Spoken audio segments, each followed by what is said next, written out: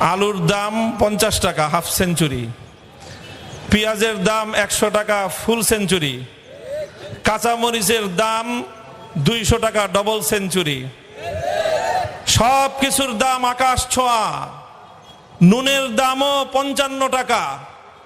সব কিছুর এই ঊর্ধ্ব মূল্যের বাজারে একটা জিনিসের দামই খুবই কম, সেটা হলো জনগণের খুনের দাম।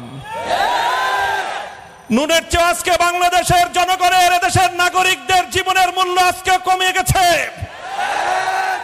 আজ আইন শৃঙ্খলা রক্ষাকারী বাহিনীর হেফাজতে টকবকে যুবককে হত্যাকাণ্ড ঘটানো হয়, লাশে পরিণত করা হয়।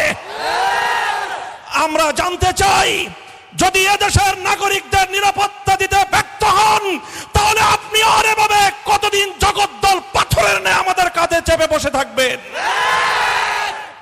2 নম্বর কথা, দীর্ঘ অর্ধ শতাব্দীর ইতিহাস প্রমাণ করে ভারত আমাদের ভালো বন্ধুসুলভ প্রতিবেশী হওয়ার কোনো যোগ্যতা রাখে না। সুতরাং এদেশের মানুষ, বাংলাদেশের মানুষ, তারা ভারতকে আর তোষামত করে চলতে প্রস্তুত নয়। সীমান্তে হত্যাকাণ্ড যদি এভাবেই চলতে থাকে, বাংলার তাওহীদি জনতা নিজেরা হাতে আবার মুক্তিযুদ্ধের অস্ত্র তুলে নিতে বাধ্য হবে। সরকারকে বলবো, প্রধানমন্ত্রীকে বলবো, এদেশের মানুষ আর নতজানু কোন সরকার দেখতে চায় না। আপনাকে সিদ্ধান্ত নিতে হবে আগামী দিনে আপনি সীমান্তের অপর পার্শ্বের বন্ধুর মন রক্ষা করবেন, না এদেশের জনগণের ম্যান্ডেটকে শ্রদ্ধা জানাবেন। যদি এদেশের মানুষের বিদ্রোহী এই মনোভাবের সঙ্গে একাত্মতা পোষণ করতে ব্যর্থ হন, এদেশের ক্ষমতার মসনদে থাকতে দেওয়া হবে না, থাকতে দেওয়া হবে না। সমমনা ইসলামী দলগুলো আস্তে আস্তে সংগ্রামের দানা বেঁধে তুলছে।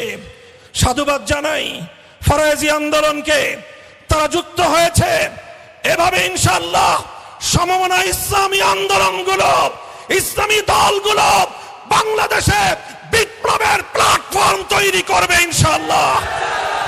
দেশপ্রেমিক, ইসলাম প্রেমিক সকল জনমতকে আহ্বান জানাই, আসুন আসুন কিংবদন্তি নেতা আল্লামা নূর হোসেন কাসেমী সহ এদেশের শীর্ষ ইসলামী নেতৃত্বের অধীনে আমরা এক যুগান্তকারী বিপ্লবের আন্দোলন গড়ে তুলব ইনশাআল্লাহ। আগামী বিপ্লব সংগ্রাম আন্দোলনে রাজপথের যে কোনো কর্মসূচিতে লড়াই করবার জন্য প্রস্তুত থাকবেন তো ইনশাআল্লাহ?